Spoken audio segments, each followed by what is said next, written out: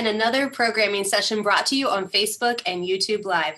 This time we are celebrating Black History Programming and Black History Month. This session is called Let's Talk Diversity, and we have some really great guests that we are going to share with you today. First of all, I'm going to introduce you to one of our own, Dr. Stephen Smith. He's the Vice President of Enrollment Management and also the CEO of the Jackson County Center. Dr. Smith, would you please join us and introduce your friend? Absolutely. Thank you so much, Dr. Jackson. You know, this is really a pleasure. I've known this gentleman, this brother for many of years.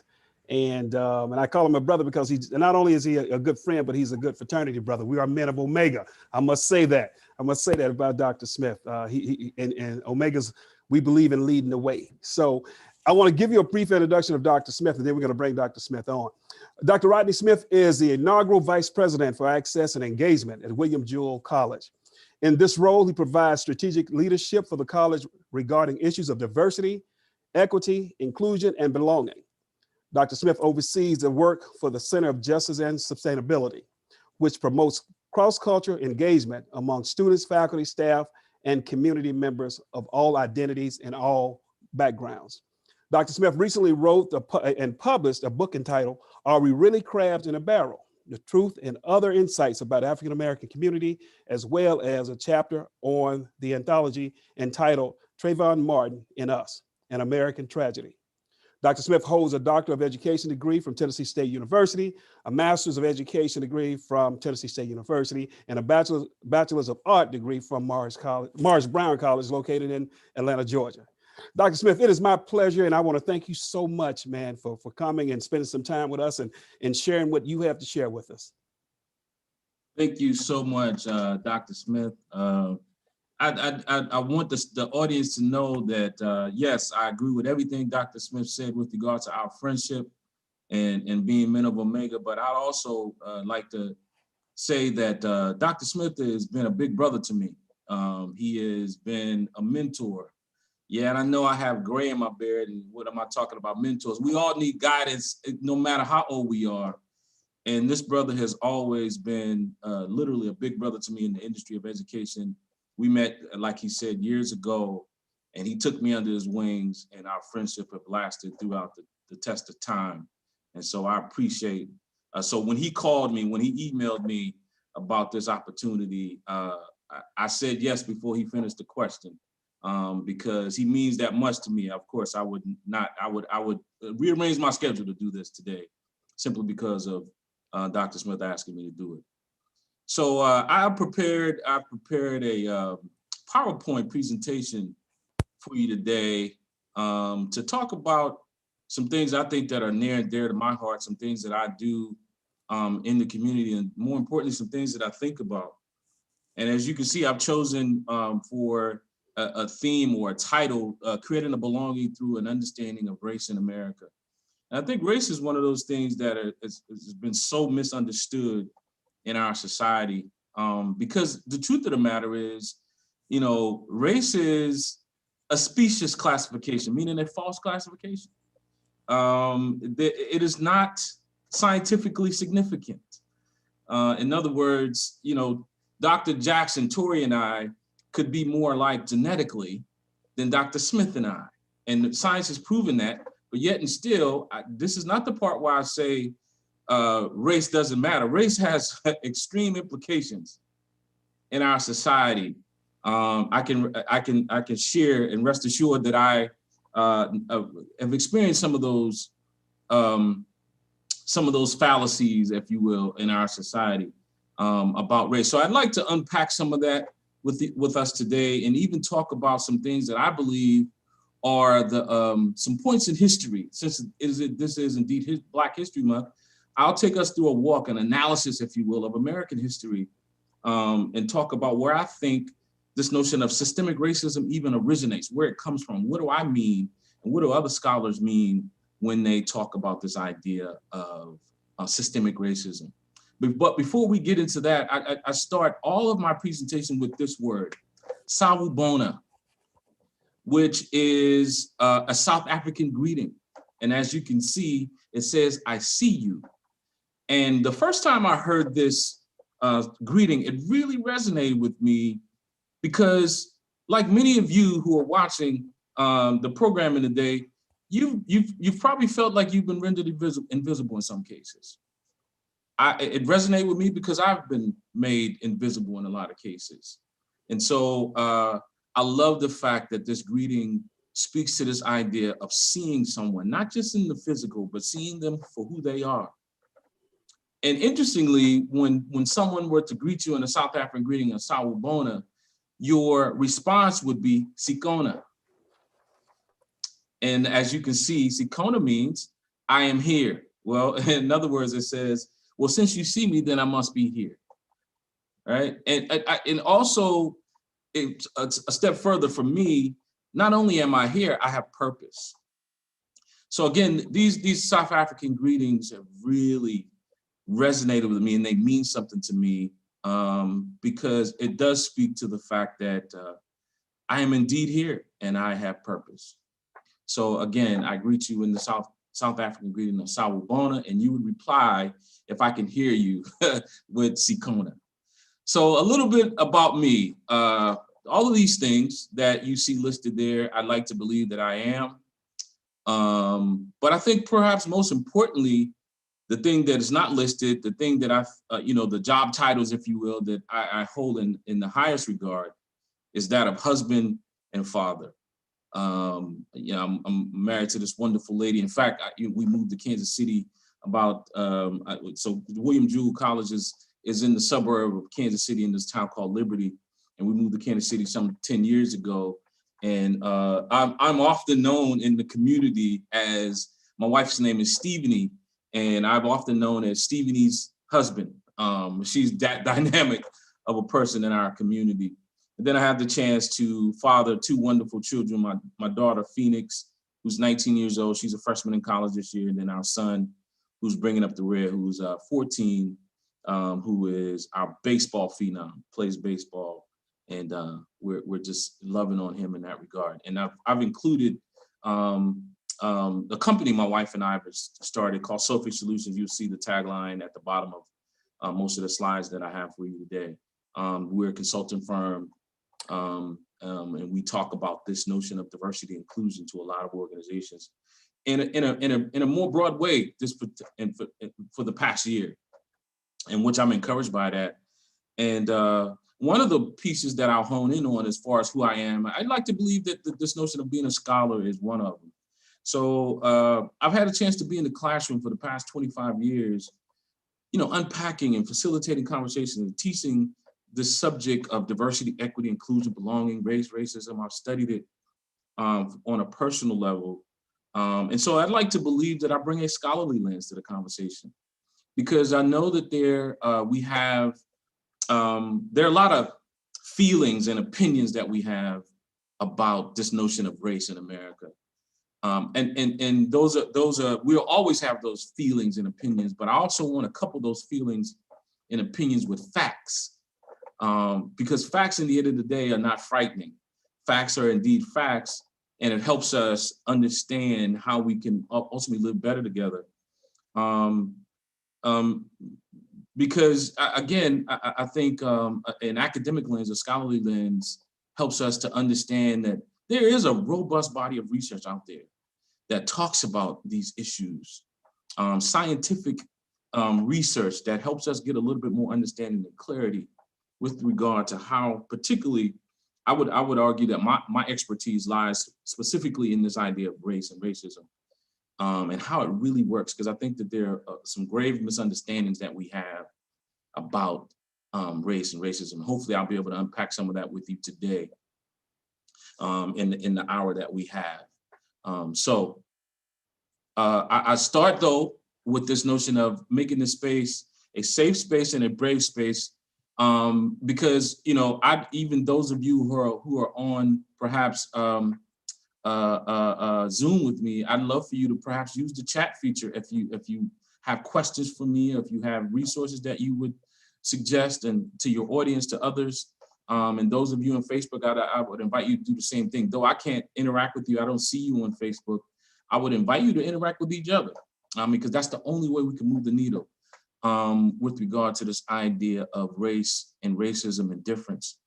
And I also invite you to this notion of safety, because a lot of times we feel a sense of discomfort around these kinds of conversations. Because, and I acknowledge, rightfully so in some regards, because we've not grown that muscle. We've not been in practice very long of having these conversations. So therefore, sometimes we feel, again, a feeling of discomfort. And then a lot of times when we feel that feeling of discomfort, we sometimes equate that to danger. And I would invite us to push past those feelings of danger, because, at least in the sense of a conversation that we're having today, because danger fools us into believing that we should fight, right? You know the three words that we often use when we talk about danger: fight, flight, or freeze.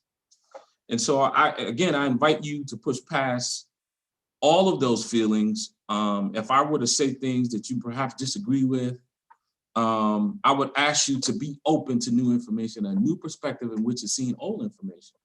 I think that that's one of the principles of equity, that we have to be open to new information. If not new information, new ways of seeing old information. Because again, I'm going to take us through a walk through history, and I'm going to ask us to see some things that we know about history, but see it from a different lens. I'm going to examine history from a racial lens today. So I ask you to be open to that and push past the discomfort, push past the notions of danger. And so I'll start with this timeline of history. And I think this contributes to why we are unpracticed in having this conversation. So we have, especially in the Black context or the African-American experience in America, we start the conversation often in 1619, because we know that that's when the first enslaved Africans arrived on American shore, well, would become America, Jamestown. And you see 244 years of chattel slavery, followed by 91 years of, I should say, legalized segregation there, right? So if you combine those two time periods together, you have 335 years of racial opposition, intentional racial opposition, until 1954 with the Brown versus Board of Education case, right?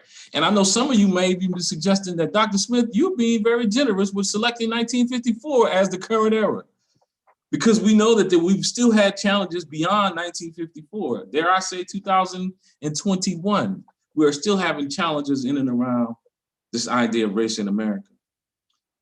But it highlights for me that we have not been in practice long of having these conversations. So therefore we are unpracticed in having these conversations. We're not accustomed. We've made a conversation about race and other isms, not just racism, sexism, genderism, ableism. We've made it taboo in our society. And I think that that's why we are sick in those areas as a society. Our sickness lies in our silence. Just like in humanity, if you're sick, you go to the doctor, and that's why the doctor interviews you, because they want you to talk about whatever symptoms you're having. If you can't articulate your symptoms, the doctor cannot then treat you. And so that's, even the medical industry would say that our sickness lies in our silence. So again, our sickness as a society lies in our silence. And we often, especially with regard to this notion of race, we often try to use terms, and we say things like, oh, I don't see color.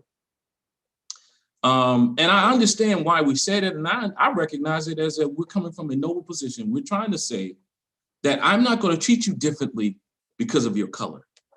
But the truth of the matter is, you see my color, that's why you make the statement that you don't see color, right? I think what we should be after in that case is not silence, because that's what we've been. Is the truth of the matter is, it's not that we've not seen color. We've been color silent, not color blind. We've been color silent in our society. We've seen color all along. That's why different people have been treated differently based on their color in our society. And I think we need to do a better job of recognizing that, and not use that kind of language and push past the notion trying to, again, treat people fairly and honestly. So let's continue with this, and also help me, Dr. Smith, with my time. So let me know when it's time for me to wrap it up, because I can be a little long-winded from time to time. I am the son of a Baptist preacher, so forgive me. So let's begin this analysis of history. And we started with 1607 with Jamestown, because Jamestown was the original colony that spawned the other 12 colonies that then spread into the rest of the United States. And so that's why we start the conversation in 1607. But I'm not going to talk about all of these features that I have on each page. I'll just select one or two from each page, and I invite you to read the others as I'm talking about perhaps one or two of them on the page. So in 1640, we jump down to the story of John Punch. I'm not sure many of you are aware of this story, have ever heard of this story, but John Punch is an African indigent servant who runs away with his colleagues, a Dutchman and a Scotsman. In fact, names are Victor and James Gregory. Unfortunately, they're caught, and when they're caught, the colony punishes them in different ways. They punish Victor and James Gregory by adding 4 years to their servitude. But John, as you can see, John shall serve his said master or his assigns for the time of his natural life here or elsewhere. Again, I think that these are some of the originations of systemic racism, 1640. So as a social scientist myself, because what I didn't say, or I did say, but I've spent a lot of time in the classroom teaching and studying this stuff. And so I consider myself a social scientist, and I've been studying society. So as a social scientist, I'm asking myself, why would they punish John in a different way? And I've come to the conclusion, other scholars would agree, that it is not about hate, because we often think that race and racism is about intentional hate. It is about, people wanting to see and be and do bad things toward people. But this scenario was about control of the masses, because you got to understand the Europeans were the majority of indentured servants at the time in 1640. And so how do we stop these people from finding class alliance with these other people? Is now we have to drive a wedge between them. What is that wedge? What is that thing that we use to drive a wedge between them?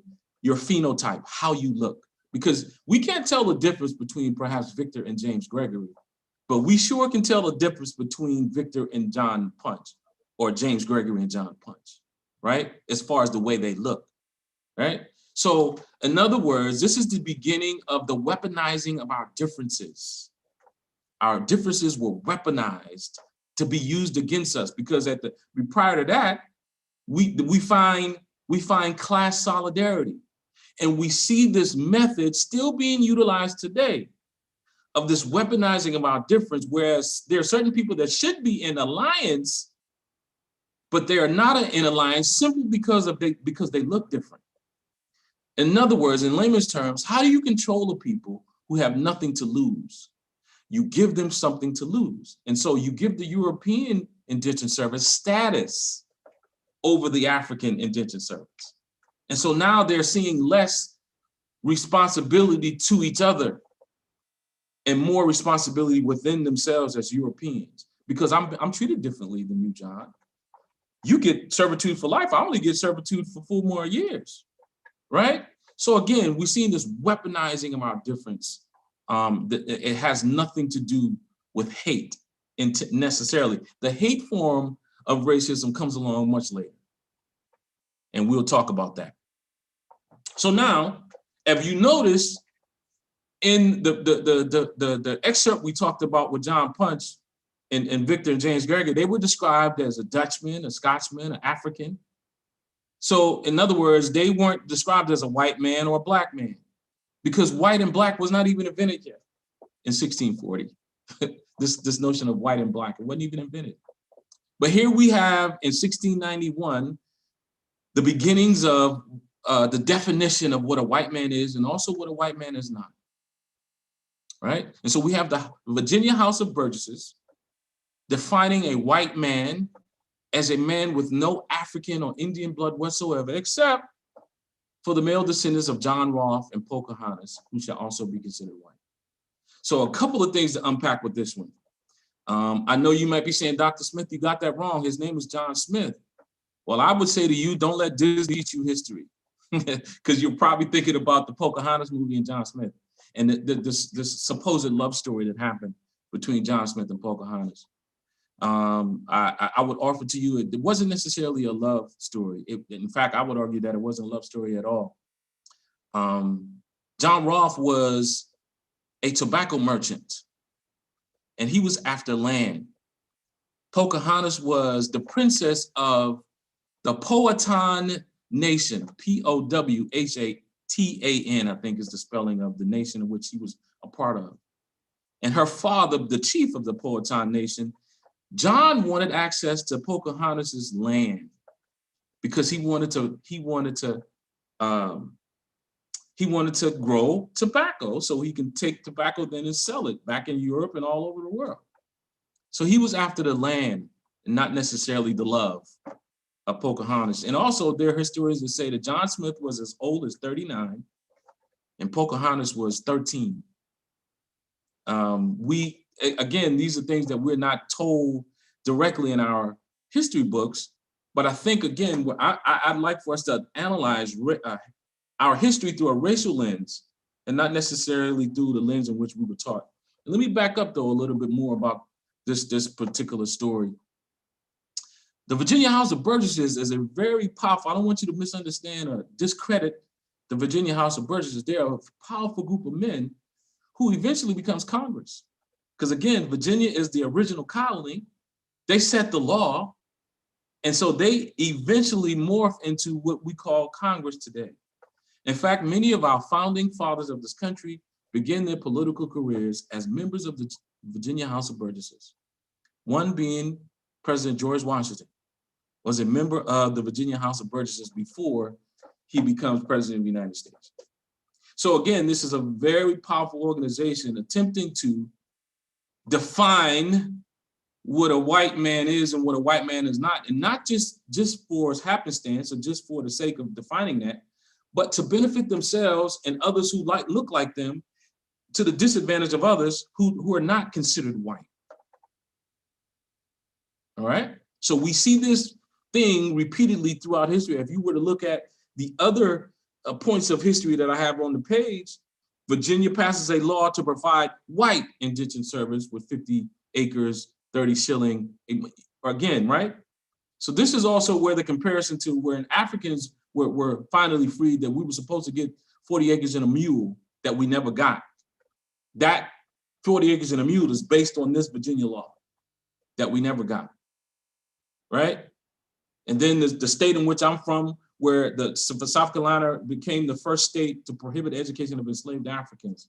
And I highlight this one because I speak to you today as a descendant of those enslaved Africans, and I happen to have a doctorate in education. I think that's significant, right? That where once the people that come from the state that I come from, the people that look like me was once prohibited from educating themselves. And now I speak to you today as someone as the highest degree in the country with a doctoral degree in education. And I don't say that as a point to brag, I say that as a point of progress. And in fact, Dr. Smith in a very similar role, Dr. Stephen Smith, that is, right? Now jump down to 1790 with the naturalization law, and this is one you're familiar with because we talk about this one a lot in our history books in grade school and in college. But what we don't recognize and realize, that what we don't extract from this particular naturalization law is that only freed white immigrants were eligible for naturalized citizenship through this naturalization law of 1790. First generation immigrants from Asia, the Caribbean, Central and South America, Africa were expressly denied these rights: the right to vote, the right to, own land, the right to citizenship. And what's also interesting, this act stands in place till 1952. From 1790 to 1952. Why is that significant? Well, you overlay that with this immigration boom through Ellis Island. Many of you probably who are watching this broadcast today could probably link your family back to the immigration boom through Ellis Island from 1842 to 1954. This is where the bootstrap theory is birthed. We said, well, just pull yourselves up by the bootstrap. I came to this country. I didn't have anything. I didn't have any connections. I worked hard and I applied myself and I got opportunity. Well, that bootstrap theory does not take into consideration that you also had laws working on your behalf. Whereas people that look like me had laws working against us, right?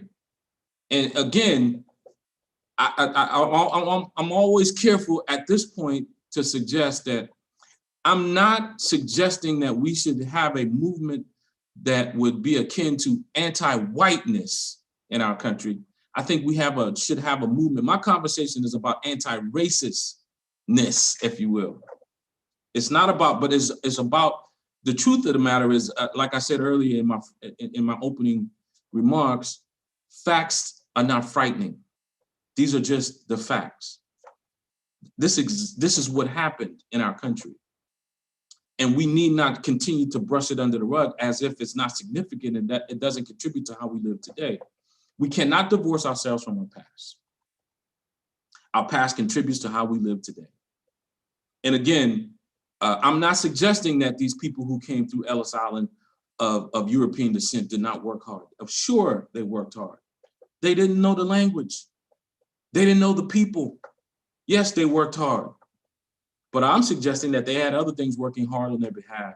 Whereas people that look like me, who also worked hard,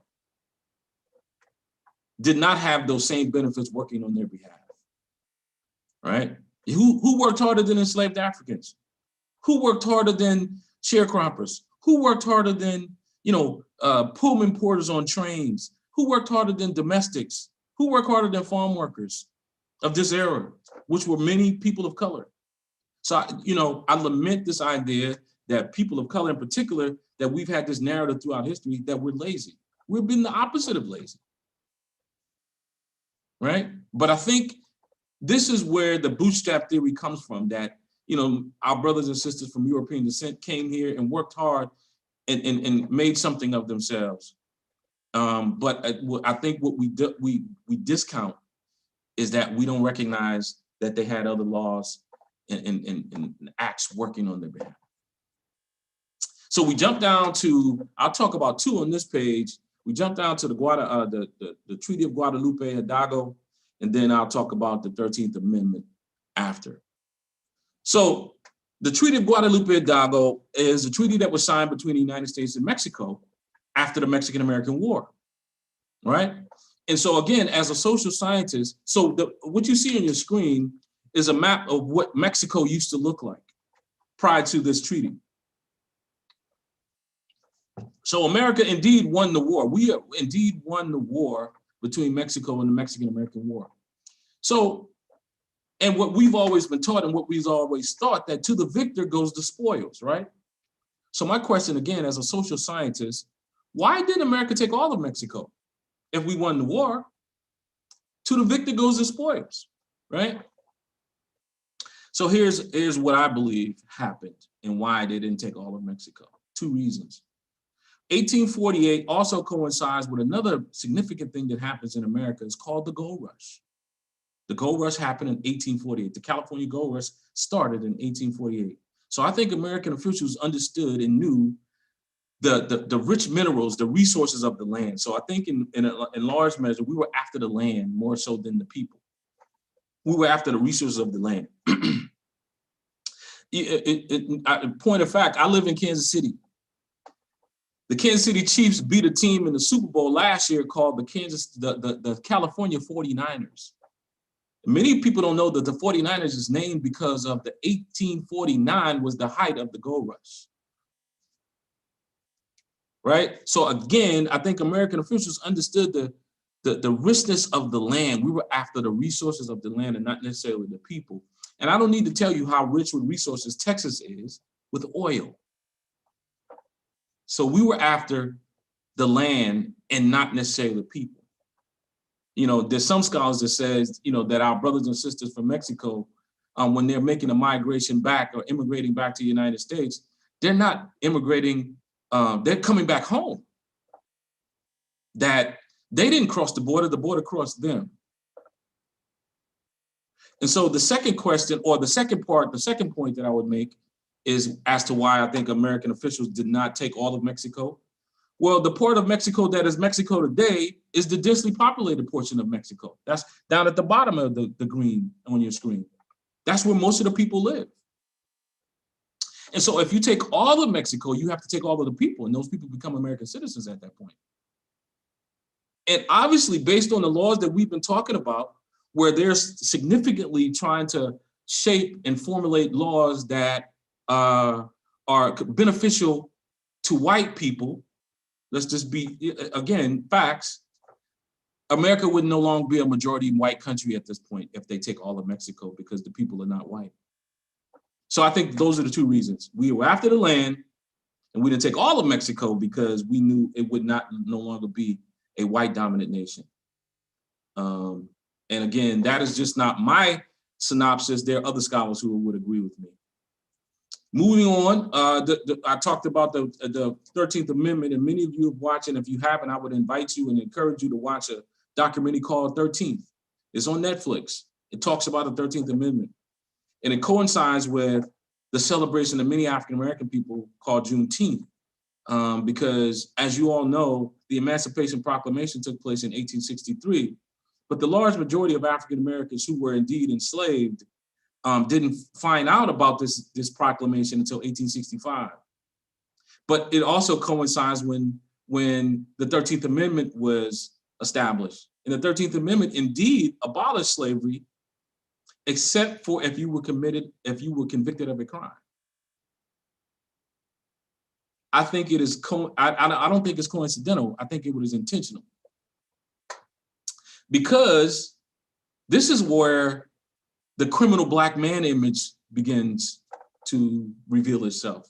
Because now, if I can have continue this free labor only if somebody is convicted of a crime, then I have to create criminals. And Dr. Smith probably is familiar with these things called black codes, where we see laws targeting towards black people that, you know, for offenses that are not necessarily offenses, like loitering became a crime. Just standing around, you could be arrested. Like breaking curfew. In the South, there's towns called sundown towns that you had to be indoors if you were African American before the sun went down. If you were breaking curfew, that was against the law. Reckless eyeballing, for looking a white person in the eye, was committing a crime. Being on the sidewalk and not moving up the sidewalk if a white person were coming your way became a crime after the 13th Amendment. Not having a job, being unemployed became a crime. So who's most likely to not have a job if you had just been freed from slavery, right? So again, we have to analyze history through a racial lens and not try to divorce ourselves from, because we're ashamed of. The truth of the matter is, the truth is the truth. Yes, we're not responsible for it. No, we're not responsible for building it, but we're responsible for the house now that we live in. I often make the analogy. The house that I live in here in Kansas City, I didn't build it. But if something goes wrong in the house, it's my responsibility. I can't call the original owner. I can't call the original builder. It is my responsibility. So it is our responsibility to do something about what our forefathers built.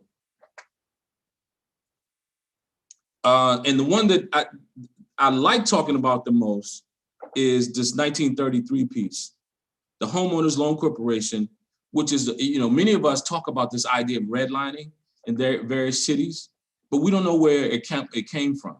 So redlining, this is the organization that sparked this idea of redlining. But let me go back. This organization was spawned by another organization called the Federal Home Loan Bank Board. Federal Home Loan Bank Board, right? Meaning our government. So the Federal Home Loan Bank Board is also the same organization that created Fannie Mae, these national or federalized lending agencies. This is the same organization who created Homeowners Loan Corporation, HOLC. So the HLRC created these maps for cities, neighborhoods, which were intended to be guidelines or regulations for lending agencies and banks to follow. And so they use a color scheme: red, blue, yellow, and green. So the red communities, as you all know, were considered dangerous bank investments. And this is the language that they use: dangerous bank investments. And those who lived in those dangerous bank investment neighborhoods were undesirable residents. This is actual language they use in the documentation. So what constituted you being an undesirable resident? Simply if you were a person of color. Regardless if you were a doctor, lawyer, professor, college administrator, police officer, fireman, if you were a person of color, you were considered a dangerous or undesirable resident. And then we go up from there to yellow was the, nearing a red, nearing a dangerous bank investment, similar to our traffic lights. You're getting close to, you're cautious, be cautious, right? And then we move up from yellow to blue. And then the optimal community to invest in, if you're a lending agency, if you're a bank, is a green line neighborhood. We never talk about green line communities when we talk about this notion of red line. Well, green line communities were great banking investments, and those who lived in those communities were desirable residents. Again, what constituted you being a desirable resident? If you were white. Simply put, if it didn't matter your income, didn't matter your profession, if you were white, you were considered a desirable resident, and we should then invest in the communities in which you live. I didn't include it in this presentation, but I can show you some data of an organization that is doing a study, and they've done some studies about the composition of formerly red line neighborhoods. And you would find that the majority of the people who still live today in the formerly red line neighborhoods that were formerly, redlined, the large majority of them are low to moderate income families, and the large majority of them are families of color. And so again, we can't continue to try to divorce ourselves from our past. Again, this is a book that I get some of this information from with regard to redlining, the color of law. I would advise you to pick this one up. And the subtitle is probably most important. A forgotten history of how our government segregated America, right? And you wonder why you go from city to city and there's a black side of town and there's a white side of town. Well, that didn't happen through happenstance. That was largely orchestrated for us because, African Americans couldn't get their mortgages, insured in white neighborhoods. And so too, whites could not get their mortgages insured in black neighborhoods. Whether you were intentionally bigoted or racist or not, even if you wanted to live among different people, if you wanted to live among your black colleagues and friends, you couldn't, you were not allowed to. So that's what I mean that when I say race is not intentional, that you are made complicit to it, and sometimes in most cases without your approval. You're not necessarily having to be naturally bigoted and actually hating others. So this is a big one, y'all. In the book that Steve talked about that I wrote, this is one that I kind of really highlight and spend a lot of time unpacking. So between the years 1934 and 1962, FHA and VA loans financed more than $120 billion in new housing real estate. $120 billion over you do the math, 1934 to 1962. That's 28 years. Let's go ahead and round up to 30 years. So how long is a generation? How long is when we measure generations, how long is a generation? Generation is 20 to 30 years. So for an entire generation, African Americans and other people of color were locked out of $120 billion of real estate across our country. So in essence, you build the middle class in America. Correction, you build the white middle class in America. And you build the brown and black poverty class in America. So I know a lot of times we make the assumption that black and brown is synonymous with being poor, which is not exactly true. But I understand why we have that belief, because our laws created this wealth gap in our country, right? And so what's the quickest way to wealth in America? We all know it's through home ownership.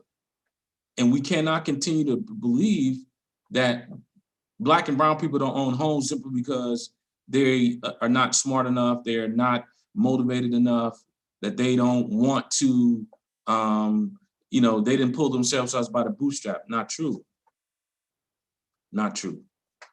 Our laws, and the way it was administered, created the disparities in which we still living with today.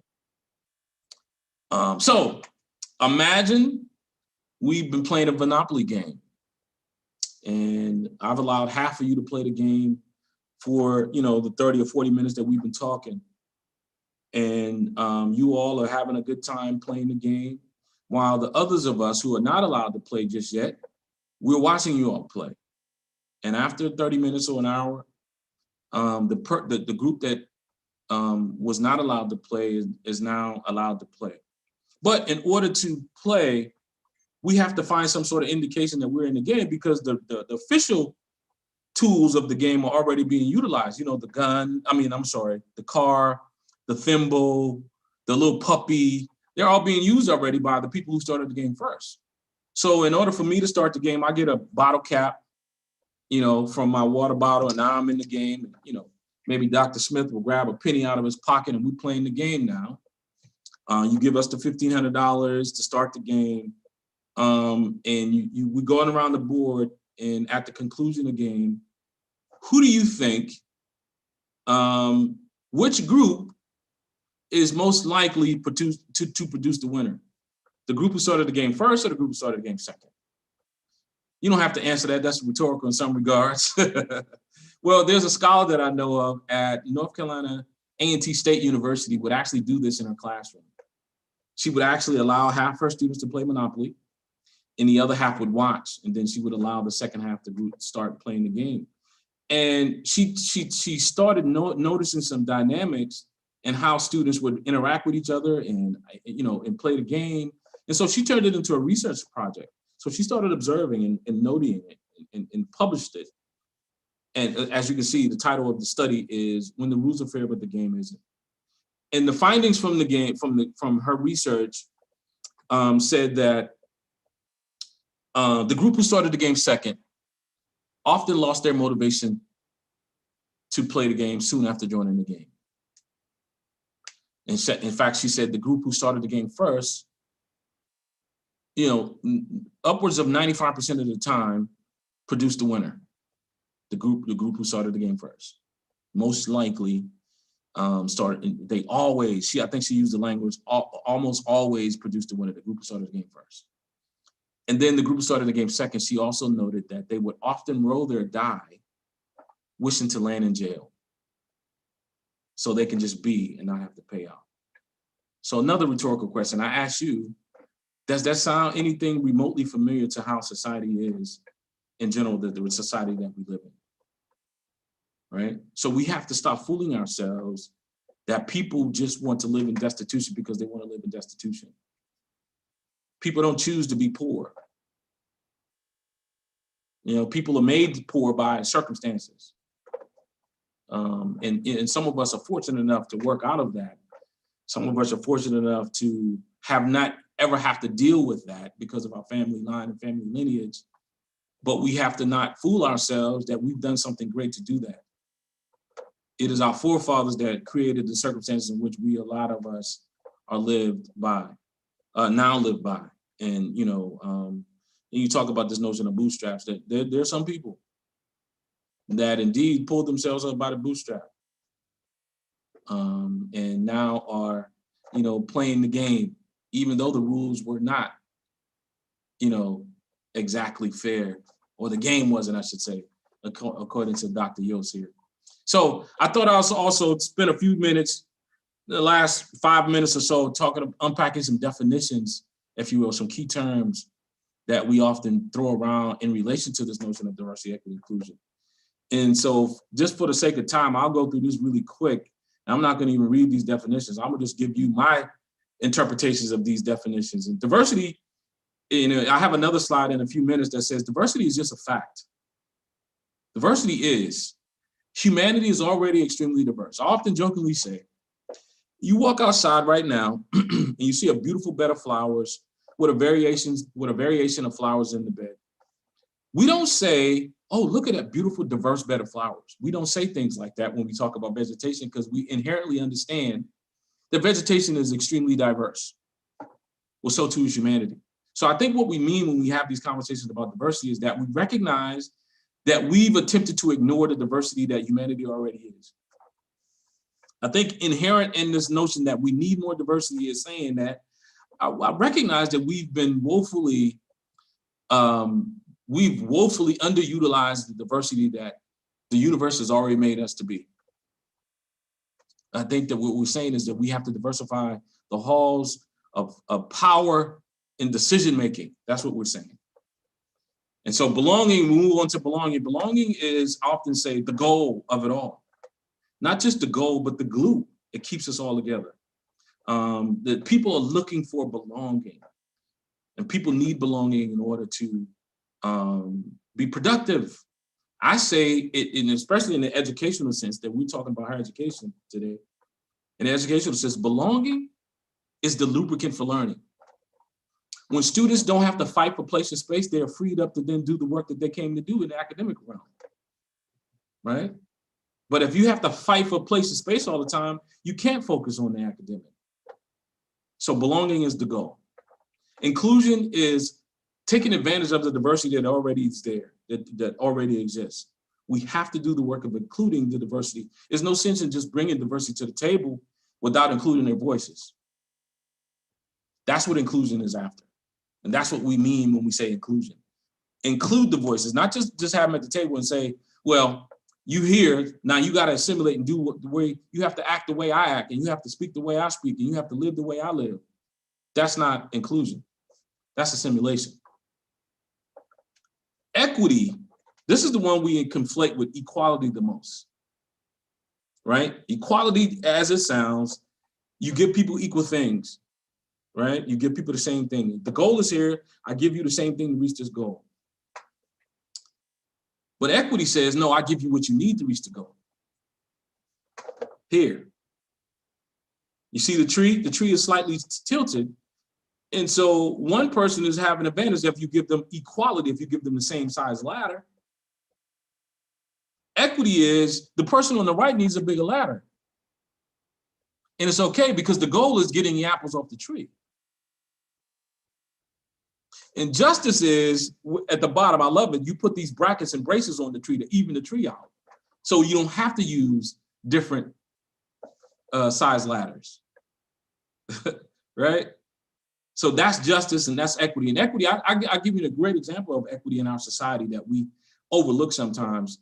Our ADA compliance laws, Americans with disabilities compliance laws. We now in the country, you cannot build a building without having a ramp somewhere to gain, so people who can't go up steps, who can't utilize steps, can gain access to our buildings. Also, we have to have those automatic push button doors nowadays, right? To open the doors. If you have a multiple floor building, you have to have an elevator. These are the result of ADA compliance laws, right? Because we recognize that we were inequitable in providing access for people who could not walk upstairs. But the beauty in those laws is that those of us who are able-bodied people, we use those features all the time. I walk up ramps all the time, you do too. You've been using that push button door more frequently than you've ever used it because of COVID. You don't want to touch the door knob, right? Right? And you've surely been using elevators, right? Even though you don't necessarily need to or have to, but you do for convenience. But the elevator wasn't designed for you, you able-bodied person. It was designed for those who can't walk up steps, but we benefit from it. The point I'm making here, equity is typically a rising tide that lifts all boats. It is a addition equation, I would dare say a multiplication equation in some cases, as opposed to a subtraction equation that we've fooled ourselves into believing when we talk about equity, somebody will say, well, I'm going to lose something because you're getting something. Not true. You're probably going to gain something that it wasn't even intended for you to gain because of this equity measure. And so we have to really understand equality. You have to use equity in order to get to equality in some cases. Because look, equity was needed in order to, or justice was needed in order to make sure that, so that you can have the same thing. But the same thing is, you know, look, Dr. Smith is taller than me. If we're trying to look over a fence, I might need a box to stand on. And it is no slight to him that he doesn't need the box because he's taller, right? And it's okay because the goal is for us to see over the fence, right? Again, this is what I was talking about. Diversity is a fact, equity is a choice, inclusion is an action, belonging is the outcome, belonging is the goal. And then I'll stop after this one because this is a big one, I think. This notion of race and racism. I use this definition as I borrow from the Racial Equity Institute out of Greensboro, North Carolina. And they say racism is race prejudice plus the misuse of systemic and institutional power. Again, I highlight two words that are not included in this definition. It doesn't say intentional misuse of systemic institutional power, and it doesn't say intentional or hateful misuse of systemic or institutional power. Again, racism doesn't require this intentionality around hate. So today we look at racism this way: two buckets of people, those who are racist over there, the hate mongers in our society, the bigots, you know, the neo-Nazis, the skinheads, the white nationalists, they're the hate mongers in society, and the rest of us in green, we're not racist. But I think that's a flawed way of looking at it because race doesn't happen like that in our society. Right? I think it happens more like this. And in fact, I admit this diagram that I created, that race is, this is too neat.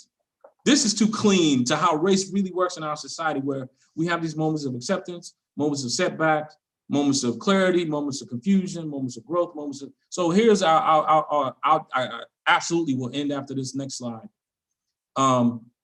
Is a study that happened. There were two economists, one at the University of Chicago and one at MIT, two of our most respected and laudable institutions, not only in the country, but in the world. And these economists wanted to measure or try to ascertain whether race actually showed up in resumes. Many of you may be even familiar with this study. And so what they did was they created generic resumes, I would describe them as, where meaning that they had the same qualifications on these resumes, right? And so, and they decided to respond to actual job announcements in Chicago area and in the Boston area, where the two institutions are. But when they sent them out to the various job announcements, they put two different names on the male resume and two different names on the female resume, just to see what would happen. And so on the male resume, they used the names Gregory and Jamal. And on the female resume, they used the name Emily and Lakeisha. They sent them out and they noticed that there were two names that got a 50% callback rate higher than the other two names. Though you can't tell me because I can't see your response on Facebook, think in your mind, what do you think those two names were? Again, the two names on the male resume was Gregory and Jamal, Emily and Lakeisha on the female resume. So what do you believe, if you didn't read this study, those two names were? And I know many of you are coming to the conclusion that it was Emily and Greg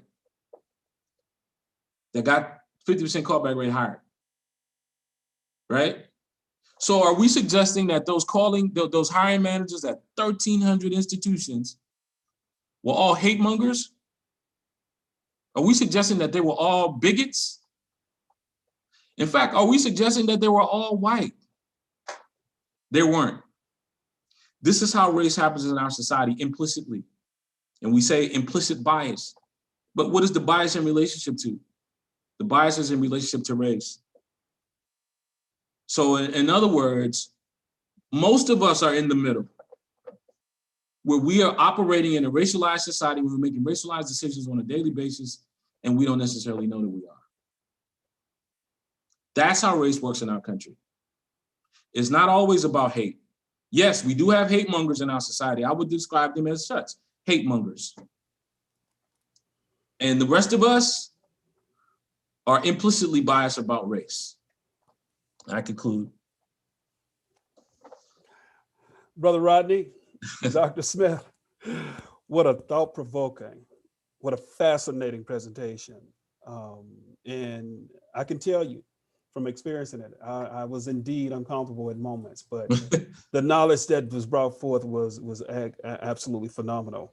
And before I turn it back over to Dr. Jackson, because I want to acknowledge her and her marketing team for helping us to put this together, but I also want to acknowledge the Open Task Force, the members who supported this from behind the scenes. And I want to thank them for their support and the role that they played in bringing all of this together. And OPEN stands for Opening Pathways to Equity Now. And again, Dr. Smith, this was absolutely fascinating. A lot of things that I was aware of, but there was even more that I wasn't.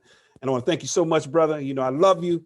I can't wait to shake your hand again, man. It was absolutely outstanding. And you deserve an encore, sir. Thank you so much. I'll be glad to come back, man, when you have me, and hopefully in person next time. That's exactly what the plan will be, brother, in person. Dr. Jackson, the floor is yours. Thank you very much. We really appreciate your programming today. And Dr. Rodney Smith, you talked about Dr. Stephen Smith as being a mentor for you. And I just want you to know that you just mentored our entire campus with your knowledge today, and we really appreciate it. So thank you very much. And from WVU Parkersburg, have a great day.